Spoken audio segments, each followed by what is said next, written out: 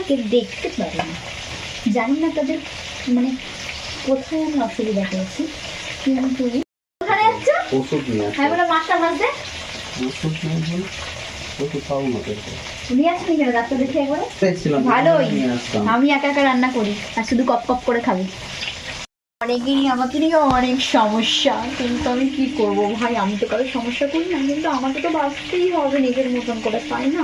যদি তোমাদের সমস্যা হয় তো আমি কি করবো বলো? সমস্যা হলে আমাকে জাস্ট ইগনোর করো, আমাকে এত কপি করো, আমার নামে গসিপ করো কেন তোমরা? বলো বলো বান্ধবী ললিতা। আমি এখন রান্না করবো হচ্ছে ভেড়া মাছ। তো তোমরা দেখতে পেলে টক করে ফুটছে। তো যাই হোক, এটাই আমি এখন রান্না করছি। আর এখন বাজে 10টা। তো কালকে জন্য এটা করা হচ্ছে, কালকে আমি যাবো ডাক্তারখানায়। দেখো আমি কিন্তু শুধু ভিডিওই করি না, আমি কিন্তু সংসারের কাছেও করি। তো এখন করছি রান্না। আর এই যে বাসন দেখছো, আমি কিন্তু সকালে একবার মেরেছি, আর এখন এই বাসনগুলো মাজবো, রান্না করবো, খাবার পরে আবার বাসন মেরোবে। ঠিক আছে, শুধু ভিডিওই করি না, তার জন্য তো মায়ের সাথে ভিডিও অফ করতে হয়, দিতেও পারি না। তো বুঝলে অনেকেই শুধু বলে এদের কোনো কাজ নেই, শুধু ভিডিও করে। আমাদের অনেক কাজ হয়, ভিডিও করতে ভালোবাসি, তাই করি। কি করছো? রান্না করছো? আমার তো কপাল খুলে গেল, এদিকে দেখি, আমার তো কপাল খুলে গেল। ওরে বাবা, মাছের কি অবস্থা, কি অবস্থা এইটা? ঠিক আছে, খুব ভালো হচ্ছে, করো। একটা কথা খুব বলতে আমার ইচ্ছা হচ্ছে আমার হাজব্যান্ডের সম্পর্কে। তো দেখো, ঝগড়া অশান্তি সবার মধ্যে নানা রকম সব কিছুই হয়, অনেক কিছুই হয়, সেটা পরের কথা। কিন্তু আমি এমন একটা জীবনসঙ্গী পেয়েছি যে আমি বলতে চাই, সে বিনা স্বার্থে বিনা কিছুতে আমাকে যথেষ্ট ভালোবাসে। হয়তো ছেলে মানুষের অনেক কিছু হয়, স্বামী স্ত্রীর মধ্যে ঝগড়াঝাটি সব কিছুই হয়, সেটা পরের কথা। বাট ও আমাকে যেভাবে মানে প্রোটেক্ট করে, ভালোবাসে, কেয়ার করে, পুরোপুরি বিনা স্বার্থে, পুরোপুরি বিনা স্বার্থে। না আমার টাকা আছে, না আমার বাবার বাড়ির টাকা পয়সাতে, না কিছু আছে, কোনো রকম কিছু না দেখে ও সব দিক থেকে কেয়ার করে। তাই আমি দেখলাম পৃথিবীটা আমি এখন দেখি বর্তমানে, পয়সা আছে তো তোমার কদর আছে, তোমার ভ্যালু আছে, তোমার দাম আছে, তোমাকে সবাই কেয়ার করবে। ও ওর এই ন্যাকামিটা মানায়, পয়সা নেই ওর কোনো ইয়ে নেই, আর কোনো ন্যাকামিও মানায় না বা কিছুই মানায় না, এরকম একটা ব্যাপার। তো সেই জিনিসটা পুরোপুরি আমার ক্ষেত্রে রং। আমাকে কেউ পাত্তা না দিক, আমাকে কেউ ভ্যালু না দিক, কিন্তু আমি আমার প্রিয় মানুষটাকে বিনা স্বার্থে প্রিয় ভালোবাসি। অনেক রকমভাবে আমি কটাক্ষের শিকার, এটা আমার বড় কাছে কিন্তু না, এটা আমার অনেক বড় গর্ব। ঠিক আছে, যে যাই আমাকে কটাক্ষ করুক, আমার কোনো যায় আসে না। তো যাই হোক, এরকম একটা হাজব্যান্ড পেয়ে আমার মনে হলো তার সম্পর্কে আমি দুটো কথা বলি। আমি ওকে অনেক দেখেছি, হ্যাঁ, ঝগড়াঝাটি মান সব স্বামী স্ত্রীর মধ্যেই হয়। আমার বাবা নেই, আমার কেউ নেই, আমার কিচ্ছু নেই, তার সত্ত্বেও আমার হাজব্যান্ড আমাকে এইভাবে মানে সত্যিও খুব ভালোবাসে আমাকে। তো এই ভালোবাসাটা না ও নাও করতে পারতো, ও আর পাঁচটা মানুষের মধ্যে কিছু ছিল আমার সাথে করতেই পারতো, বাট ও কিন্তু করেনি। তাহলে এটা কি অরিজিনাল ভালোবাসি? তাই জন্য আমি ওকে অনেক প্রচণ্ড ভালোবাসি আর কেয়ার করি, কারণ কটাক্ষের শিকার আমি প্রচুর। আমাকে বুঝিয়ে দেওয়া হয়েছে অনেকভাবেই যে আমি হচ্ছে গিয়ে অনেকটাই গরিব একই মানুষ না। আর আমি মনে করি প্রত্যেকটা মানুষই গরিব, জন্ম থেকেই কেউ বড়লোক হয়ে আসে না, হয় বাবা আমার সম্পত্তি পায়, আর না হলে পরে হচ্ছে গিয়ে নিজের যোগ্যতা করে অর্জন করতে হয়। তো একটা ভালো মানুষ হও, আর বাবা মার কী আছে সেটা দেখে লাভ নেই, তোমার যোগ্যতাটা কতটা সেটাই তুমি দেখো, এটা একটা ভালো মানুষের পরিচয়।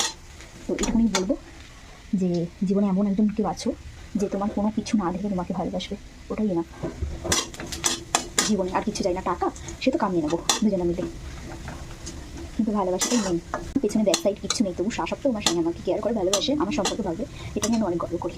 কারণ আর পাঁচটা মানুষের মধ্যে কটাক্ষ আমাকে করতে পারতো, ফেলে দিতে পারতো, অনেক কিছুই করতে পারতো। অনেক কিছু আমি শেখা হয়েছি, আমার অনেক স্ট্রাগল আছে সংসারটা করার, যেহেতু আমার বাবা মারা গেছে, তারপরে আমি হচ্ছে গিয়ে বিয়ে হয়ে যাওয়ার পরে সংসারটা আমার কিন্তু অনেক স্ট্রাইক করে। আচ্ছা, সদ্য বাবা মারা যাওয়ার পরে কিন্তু আমার বিয়ে হয়েছিল, কিন্তু সেই টাইমটা আমার মা একটা মেয়ে ছিল, আমার মায়েরও খুব একটা বেশি উঠতেই না, একটা মেয়ে ছেলে মানুষ, তো তার পক্ষেও অনেক কষ্ট, স্বামীর সব কিছু ভুলে একটা মেয়েকে নিয়ে তার, আমার মাও হয়তো অনেক কিছু আমাকে প্রোটেক্ট করতে পারে না, তারও অনেক ব্যাপার আছে।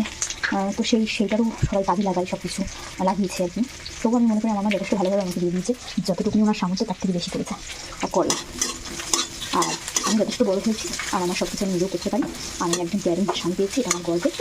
আর নিজের যোগ্যতা আমি সাথে করি, আমি নিজের যেহেতু পড়াশোনা হয়তো বেশি রেজিস্টার পাস করতে পারিনি আমি, কারণ অনেক অল্প বয়সে আমার বিয়ে হয়ে যায়। তো তবুও আমি এখানে জায়গা করতে পারছি, আর সেটা শুধুমাত্র আমার হাজব্যান্ডের জন্য। অনেক অনেক ধন্যবাদ তোমাকে, এভাবে আমার পাশে থেকে আগলে রেখো, যে যাই বলে তুমি আমার পাশে থাকো, আমার আর কাউকে দরকার নেই। নাহলে আমি পাশে ব্যাকসাইড হিসেবে কাউকে পাইনি, সংসারটা দিন করতে পারবো সেই আইডিয়াটাও আমার ছিল না। তবু একা আমি যে এতটা পথে হতে পেরেছি, তুমি আমার পাশে থাকো, আমি বাচ্চাটা তাহলে ভালোভাবে করতে পারবো। তো লাভ আমার হাজব্যান্ড। বন্ধু বান্ধব কাছে আসে না, বিনা সাথে দুনিয়ায় কেউ ভালোবাসে না, এই কথাটা আগে মানতো। স্বার্থ ছাড়া ভালোবাসে শুধুই আমার মা, হ্যাঁ মারা ভালোবাসে, কিন্তু বর্তমানে এমন অনেক মা বাবাই আছে যারা সত্যি স্বার্থ নিয়ে এখন ভালোবাসে। তো স্বার্থ ছাড়া ভালোবাসে শুধুই আমার হাজব্যান্ড, এটুকুনি আমি বলতে চাই, সত্যি স্বার্থ ছাড়া ভালোবাসে। তো মানুষ এতটাই অকৃতজ্ঞ, কি বলবো, বেইমান, সেলফিশ, শুধু নিজেরটাই বোঝে।